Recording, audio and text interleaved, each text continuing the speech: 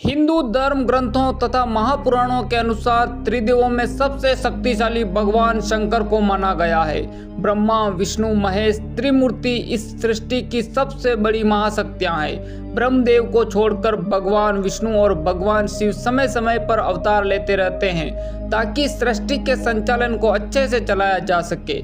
इसके लिए भगवान विष्णु अब तक 9 अवतार ले चुके हैं, जबकि भगवान शिव के अब तक 19 अवतार लेने का वर्णन किया गया है। ऐसे ही भगवान शिव के 19 अवतारों में से 5 सबसे महाशक्तिशाली अवतारों के बारे में आज हम विस्तार से चर्चा करेंगे। वीडियो में आगे बढ़ने से पहले हमारे चैनल को सब्सक्राइब कर बेल आइकन अवश्य दबाएं।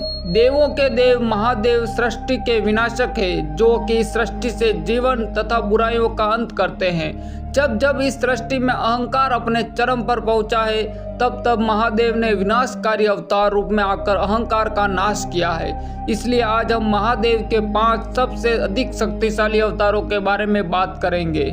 नंबर 1 पर है काल भैरव अवतार। महापुराणों के अनुसार माना जाता है कि भगवान शिव के काल भैरव अवतार को सृष्टि के निर्माण के समय जन्म दिया था। बात यह थी कि सृष्टि के निर्माण से पहले के समय भगवान नारायण और ब्रह्मदेव की उत्पत्ति हुई।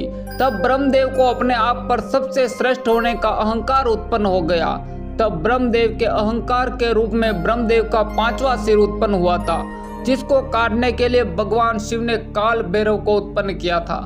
काल भैरव ने ब्रह्मदेव का अहंकार रूपी पैदा हुआ 5वां सिर काट दिया, लेकिन उस वजह से काल भैरव पर ब्रह्म हत्या का पाप लग गया। काल भैरव ब्रह्मदेव के उस कटे हुए शीश को लेकर बहुत से तीर्थ स्थानों पर घूमते रहे, लेकिन उन्हें ब्रह्म हत्या के पाप से मुक्ति नहीं मिली। लेकिन अंत में जब काल भैरव काशी पहुंचे तो तब वहां पर उन्हें ब्रह्म हत्या के पाप से मुक्ति मिल गई और हमेशा के लिए काल भैरव काशी में ही स्थित हो गए। काल भैरव भगवान शिव का पहला अवतार थे, जिन्होंने सृष्टि के रचयिता ब्रह्मदेव का शीश काट दिया था। वह महाशक्तिशाली अवतार था। नंबर 2 पर है वीरभद्र अवतार। भगवान शिव का दूसरा महाशक्तिशाली अवतार का नाम था वीरभद्र। वीरभद्र की उत्पत्ति भगवान शिव की पत्नी सती के पिता प्रजापति दक्ष को मारने के लिए हुई थी। प्रजापति दक्ष का अहंकार इतना अधिक बढ़ गया था कि वह भगवान शिव की पत्नी माता सती के मृत्यु का कारण बन गया था। कहते हैं एक बार माता सती के पिता दक्ष ने महायज्ञ किया, जिसमें समस्त देवी देवताओं को बुलाया, लेकिन भगवान शिव को नहीं बुलाया, जिससे क्रोधित होकर माता सती अपने पिता के महायज्ञ में जाती है और वहां दक्ष भगवान शिव का अपमान करता है, जिससे आहत होकर माता सती ने उस समय यज्ञ में कूदकर आत्महत्या कर ली थी।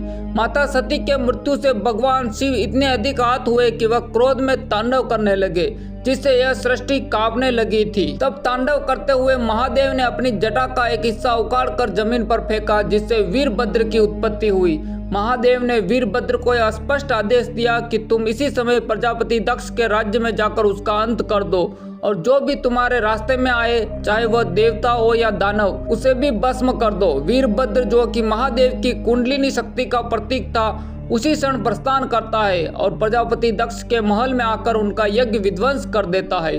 वीरभद्र से लड़ने के लिए प्रजापति दक्ष अपनी सेना को आगे कर देता है, लेकिन वीरभद्र एक एक करके सबको पराजित कर देता है। उसके पश्चात प्रजापति दक्ष भगवान नारायण से सहायता मांगते हैं और वीरभद्र से लड़ने के लिए विनती करते हैं। तब भगवान नारायण वीरभद्र से लड़ने जाते हैं, लेकिन एक ऋषि के दिए गए श्राप के कारण वह उनसे हार जाते हैं। कुछ ग्रंथों में यह भी वर्णित है कि भगवान नारायण ने वीरभद्र पर सुदर्शन चक्र से वार किया था, तो वीरभद्र ने उनका सुदर्शन चक्र निगल लिया।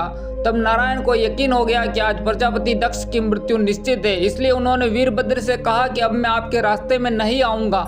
यह कहकर भगवान विष्णु वीरभद्र के रास्ते से हट जाते हैं। कहते हैं तब वीरभद्र ने अपनी तलवार से प्रजापति दक्ष का सिर धड़ से अलग कर दिया।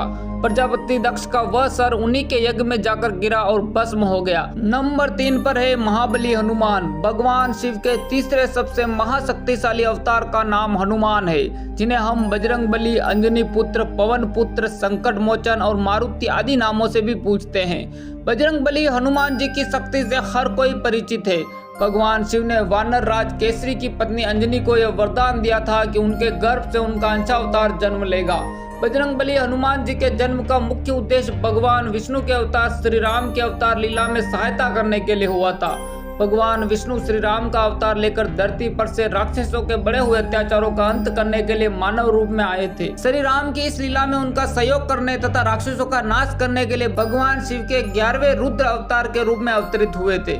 बजरंगबली हनुमान की शक्तियां असीमित थी, क्योंकि वे अनादि और अनंत महादेव के 11वें रुद्र रूप थे तथा उन्हें हर देवता से वरदान प्राप्त था और ब्रह्मास्त्र भी उनका कुछ नहीं बिगाड़ सकता था। अपने बालपन में ही हनुमान ने सूर्य को निगल लिया था। जिस रावण को वानर राज बलि अपनी कांख में दबाकर 6 महीने तक घूमता रहा था, लेकिन वह बाली भी हनुमान जी की शक्ति का 10वां हिस्सा भी संभाल नहीं पाया था। महाबलशाली होने के साथ साथ हनुमान जी बहुत विद्वान थे तथा धर्म और वेदों के ज्ञाता थे। वह अपने शरीर को किसी भी आकार में डाल सकते थे। माता सीता ने उन्हें 8 सिद्धियां और 9 निधियों के दाता होने का वरदान दिया था। नंबर 4 पर है सर्प अवतार। सर्प अवतार में भगवान शंकर का स्वरूप आधा मृग तथा आधा सर्प पक्षी का है। लिंग पुराण में शिव के सर्प अवतार की कथा है। उसके अनुसार हिरण्यकश्यप का वध करने के लिए भगवान विष्णु ने नरसिंह अवतार लिया था। हिरण्यकश्यप के वध के पश्चात भी जब भगवान नरसिंह का क्रोध शांत नहीं हुआ तो देवता शिव जी के पास पहुंचे। तब भगवान शिव ने सर्प अवतार लिया और वे इसी रूप में भगवान नरसिंह के पास पहुंचे तथा उनकी स्तुति की, लेकिन नरसिंह की क्रोधाग्नि शांत नहीं हुई। यह देखकर सर्प रूपी भगवान शिव अपनी पूंछ में नरसिंह को लपेट कर ले उड़े। तब कहीं जाकर भगवान नरसिंह की क्रोधाग्नि शांत हुई। तब उन्होंने सर्प अवतार से क्षमा याचना कर अति विनम्र भाव से उनकी स्तुति की। नंबर 5 पर है अश्वत्थामा। अश्वत्थामा काल, क्रोध, यम व भगवान शंकर के अंश अवतार थे।